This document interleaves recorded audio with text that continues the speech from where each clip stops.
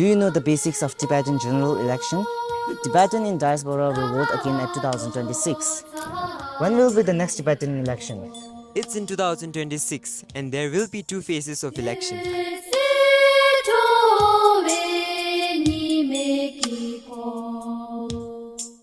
What do we vote for this time? For Sikyong and 18 Parliament. Why is it important to vote? To keep our democracy alive. It empowers the youth and diaspora to shape the future. Voting is a peaceful form of resistance and resilience. It's our voice in exile.